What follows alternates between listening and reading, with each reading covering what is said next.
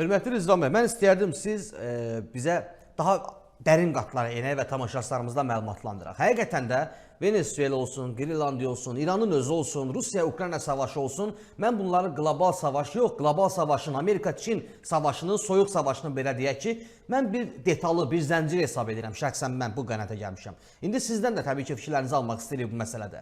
Xüsusilə də əvvəllər misal üçün Amerika Birləşmiş Ştatları Trump administrasiyası gəldikdən sonra Suriyadan faktiki şəkildə demək olar ki, böyük mənada geri çəkildi. Orada Türkiyənin daha çox rol almasına imkan yaradıldı və sərvəratdır. Bəs nə baş verdi ki, əgər qlobal savaş Amerika ilə Çin arasındadırsa, niyə görə Suriyadan sonra İran, daha çox İran üzərindən bu məsələnin həllinə yönəldi Amerika? Deməli, Yusuf bəy, burada Amerika üçün ən böyük təhdid biz dedik Çindir, iqtisadi təhdid. Amma daha geniş baxsaq, Çin, Rusiya, İran münasibətləridir. Bura Şimali Koreyanı da qata bilərik, amma hər halda böyük ölkələrdən söhbət gedirsə, prinsipial problem olaraq bu üçlü idi. Yəni Çin, Rusiya, İran münasibətləri. Və bu münasibətlər həm enerji, belə deyək də, ətrafda nə var? Çinə ən çox neft, qaz verən Rusiyadır və İrandır. Yəni münasibətlərin mənası budur ki, ucuz neft qazı alır Çin, əvəzinə isə Rusiya ilə İrana ucuz texnologiyalar, məhsullar verir. Bax, belə deyək, bu üçlüyün qurduğu oyunu Amerika pozmaq istəyir. Bunun üçün də nə etmək lazımdır? Çinə gələn ucuz neft, qaz və s. məhsulların əngəl törətmək. Qarşısını almaq ki, Çin məhsulları daha davamiyyətli olmasın. Əslində, Amerikanın Avropaya qarşı da siyasətində məqsəd bu idi ki, Çin-Avropa münasibətlərini pozmaq. Ona görə ki, Avropa dünyanın ən premium bazarıdır, ən bahalı bazardır və Çin məhsulları da tam zəbt eləmişdi Avropa bazarını. Yəni biz görürük ki, burada hibrid müharibədən söhbət gedir. Həm iqtisadi, həm nəqliyyat müharibəsi, həm də ki, arada görürük qaynar nöqtəyə də çatır bəzi regionlarda. O ki, qaldı, İran məsələsi bəllidir. Yəni prinsipialdır ki, neft, qaz, Çinə gedən məhsulların qarşısı alınsın. O ki, qaldı Suriya məsələsinə, əslində Trump anlayır ki, 2-3 istiqamətə parçalana bilməz. Trump administrasiyası öz bütün fikrini istəyir kökləsin Çin məsələsinə. Bunun üçün də Türkiyənin və başqa ölkələrin, belə deyək, mövqeyi vacibdir. O mövqeyi də əldə etmək üçün güzəştə getmək lazımdır. Ənənəvi demokratların siyasətindən imtina etmək lazımdır Türkiyəyə qarşı. Və heç də görürük ki, belə deyək, təsadüf deyir ki, elə bax, bu həftələrdə Türkiyə, Səudi Ərəbistan, Pakistan və hətta Misir buna qoşulur. Bir hərbi ittifaq, alyans yaranır. İttifaq yox, hələ ki alyans. Yəqin ki, burada Amerikanın da dəstəyi var. Yəni Amerika Birləşmiş Ştatları bu məsələdə dəstək verməsəydi, bu qədər nüvə ölkəsi olan İslam dünyasının yeganə nüvə ölkəsi Pakistandır və ən güclü ordusu olanlardan da biridir. Ən güclü ordu, hətta NATO-nun ən güclü ordularından biri Türkiyədir. Və Səudi Ərəbistan isə ən güclü maliyyə dəstəyi verən bir qüvvədir. Və bunun yanında Qətər də qoşulub. Bilirsiniz, Qətər də. Üstə gəl, Ərəb dünyasının ən böyük ölkəsi və strateji əhəmiyyət daşıyan Misir. Faktiki olaraq biz görürük ki, müsəlman ölkələri Yaxın Şərqin gələcəyini formalaşdırır. Halbuki ənənəvi olaraq bu missiyanı Amerika həmişə İsrailə və İsrail ətrafında olan müttəfiqlərə tapşırır. Yəni biz reallı olaraq görürük ki, Yaxın Şərqdə yeni qüvvələr yaranır və Amerika bu qüvvələrə dəstək verir.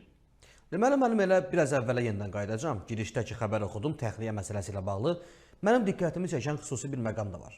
Əslində belə bir təəssürat da yaranır ki, bir çoxlarında, elə ki, mən qarışıq. Amerika Birləşmiş Ştatları, yəni daha dəqiq desək, Trump Amerikası bir qədər əslində Putinə münasibətdə fərqli görünsə də, strateji müstəvidə Amerika Birləşmiş Ştatları Rusiyanın öz növbəsini gözləyir bir təəssüratı yaranıb məndə. Misal üçün, İranın nüvə təhdidi Amerika Birləşmiş Ştatları üçün xüsusi bir qırmızı cizgilərdən biridir. İndi sual yaranır, həmin o nüvə obyektlərində Rusiyanın alimlərinin nə işi var? Bu narahat eləmirmi Amerikanı?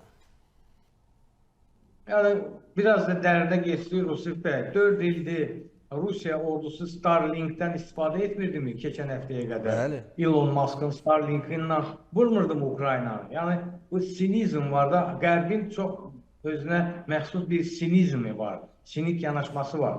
Və həmçinin də siz demişkən, Rusiya alimləri illər boyu işləyir, hər dəfə də zərbə yendiriləndə İran nüvə obyektlərindən çıxır, sonra təzədən qayıdır. Və hətta biz biraz da dərinə geçib, məxsusi olaraq İran-İsrail münasibətləri var. Onu da gizlətmirik. Yəni koordinasiya var hərəkətlərində. Ona görə siyasət çox qəribə bir qəliz məsələdir Rusif bəy. Çalışaq üzrə olan məsələləri müzakirə edək. Ona görə ki, medalın belə deyək, bu əks tərəfi bizə onu göstərir ki, maraqlar var. Dövlət siyasəti falan bu ikinci məsələ. Əsas maraqlardır. Və bu maraqların, görürsünüz ki, bu maraqlara görə də çox belə deyək, bizim üçün anlaşılmayan bir hadisələr baş verir ki, dediyim kimi, necə ola bilər ki, 4 ildir Amerikanın əsas strateji rabitə vasitəsi, kosmos vasitəsi Starlink Rusiyanın xidmətində idi. Heç kim bu sualı da indi vermir. Ona görə dediyim kimi qəribəliklər çoxdur. Deməli, burada bir məqam da var. Hansı ki, Oman danışıqları, Maskatda keçən danışıqlar sizin də qeyd etdiyiniz kimi uğurla nəticələnmədi və dönər-dönməz əslində Abbas Arakçinin də biz nüvədən imtina etməyəcəyik fikirləri, eyni zamanda İranda müxtəlif səviyyələrdə, rəsmlər olsun, qeyri-rəsmlər olsun, bu istiqamətdə durmadan açıqlama verdilər ki, biz bundan imtina etməyəcəyik, bir gövdə göstərisi var. Əslində ənənəvi ritorikadır, pərdə arxasında nələrin müzakirə edildiyini az-çox təxmin etmək mümkündür. Ancaq digər tərəfdən İsrail də sanki bütün bunların fonunda hərəkətə keçdi və belə açıqlama verildi. Birincisi, müharibə hazırlığı vəziyyətinə keçdi. Eyni zamanda sığınacaqların nə qədər operativ şəkildə vətəndaşlar tərəfindən yanaşıldığı yoxlanıldı, əməliyyatlar keçirildi süni şəkildə və bunlarla paralel şəkildə həm də ən yüksək səviyyədə demək olar ki, Amerikaya belə bir mesaj ötürüldü. Biz tək başına da İrana zərbə endirə bilərik. Təxminən bu cür açıqlama verdilər. Sizcə, Amerika və İran arasında hər hansı razılaşma İsrail olmadan mümkündürmü? Yarın ki biz görürük ki burada ən aktiv İranı vurmaq pozisiyasında İsraildir. Bəlkə də Amerikanın belə, Amerika üçün heç bir təhdid deyil İranın. Belə təmizlik deyək də, İranın nüvə proqramı var, nüvə proqramı yoxdur, raket proqramı var, raket proqramı var. Sırf İsrail və İsrail lobbisinin birbaşa olaraq Vaşinqtona təzyiqinin, Pentaqona təzyiqinin nəticəsidir. Hətta bəzi ekspertlər deyir ki, Epstein fayllarında bu qədər ortalığa çıxmağında İsrailin marağı odur ki, Trump və onun ətrafında təzyiq göstərsin ki, İran məsələsində bir mövqe qəbul etsinlər. O baxımdan burada bir qəribə yeni reallıq var ki, ənənəvi olaraq İsrail-Amerika maraqları yaxın şərqdə eyni deyil. Son 70 ildən çoxdur, biz öyrəşmişdik ki, yəni bir vahid mövqeyi var. Əgər İsrail bunu deyirsə, deməli Vaşinqton dəstəkləyir, maraqlarındadır. Amma indi elə deyil. Yağın ona görə də Vaşinqton gördüyümüz kimi bir sıra müsəlman ölkələrinə dəstək verməsə də əngəl törətmir ki, bunlar birləşsin. Dediyim kimi, hərbi alyans Türkiyə, Pakistan, Səudi Ərəbistan, Qətər və hətta Misir formalaşır. Faktiki olaraq bunu ilə Amerika əlində yeni bir siyasi oyuncuları əldə edir ki, İsrail tək olmasın. Yəni, İsrail monopoliyası qutarır Amerika üçün. Yəni, Amerikaya təzyiq qüvvəsi kimi. Mən bilən ona görə də bu vəziyyətdə Amerika heç də marağında deyil ki, İranla geniş müharibəyə girişsin. Nüvə obyektləri vurmaqla məsələ həll olunmur. Sadəcə olaraq 1-2 il geriyə qalır. Hətta 1-2 il yox. Belə deyək, 12 günlük müharibədən təxmini yarım il keçib. Amma yenə də görürük ki, tam gücü ilə İran həm nüvə tədqiqatlarını davam edir, həm raket projelərində yüksək üstünlüklər var. 10.000 kilometr yüksəkdən vuran İranın raketləri var. Amma yarım il bundan qabaq yox idi. Yəni bu çıxış yolu deyil də, İsrail seçdiyi bir variant çıxış yolu deyil. Çıxış yolu odur ki, İran və onun gücünü, mövcudluğunu tanıyaraq istifadə etmək lazımdır. Bu yeni reallıqdır. Və bu yolu İsrail getsə, bəlkə də İran-İsrail münasibətləri də biraz normallaşar və bütün region üçün təhdid olmaz. Amma problem odur ki, Netanyahu hakimiyyəti üçün bu siyasi ölüm demək. Siyasi səhnədən getmək demək. Çünki hekayə bitir, elədirmi? Bəli, öz şəxsi maraqları, öz siyasi maraqlarına görə bunlar bu müharibələri Netanyahu hakimiyyəti harladır. Gah Qəzza zolağında, gah Çox üzr Livana istəyirəm, qarşı. dönə-dönə üzr istəyirəm, hörmətli Rizvan müəllim. Burada ancaq biz gələk rejimin də mahiyyətini açıq tökək ortaya ki, əslində rejim də uzun illərdir bunun üzərindən bir hekayə yaradıb.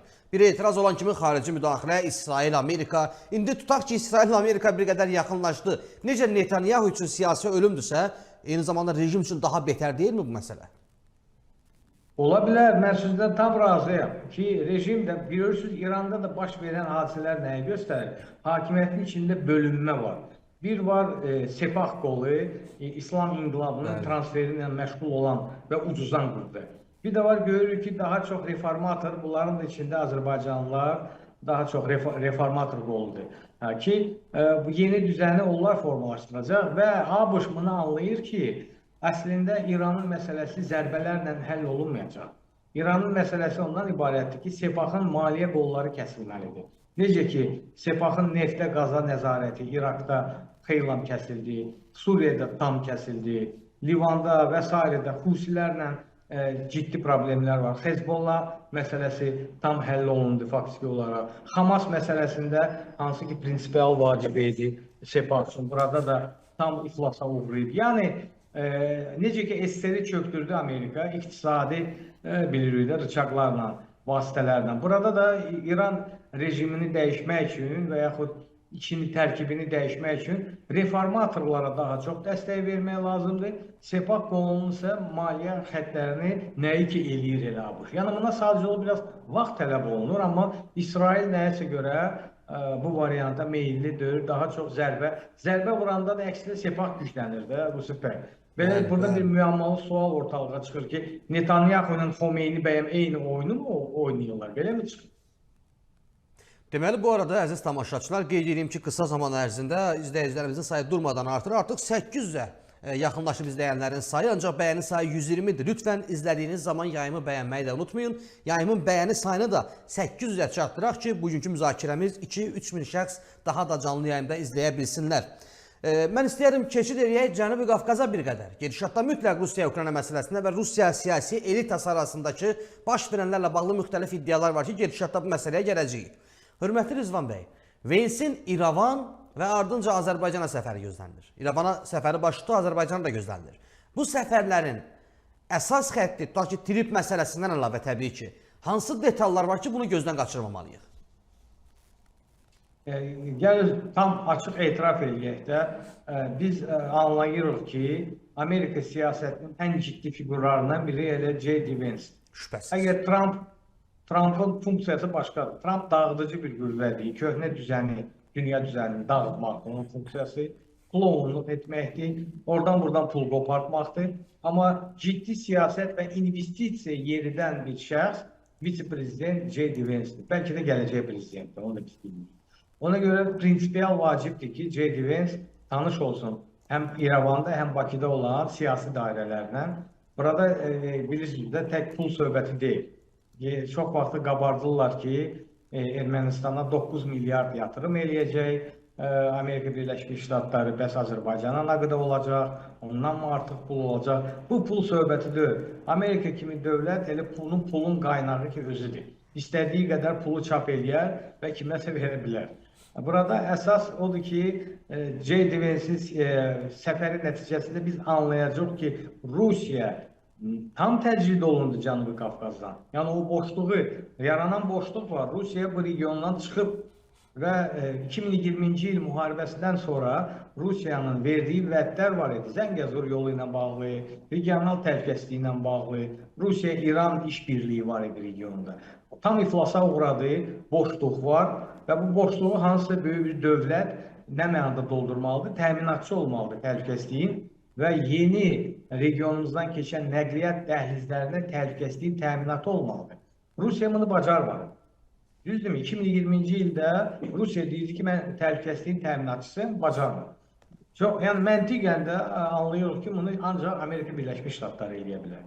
Mən bilən əsas da prinsipial budur ki, J.D. Vance'in səfəri nəticəsi regionda yaranan yeni geosiyasi reallığın elə deyə möhürü vurulmalıdır.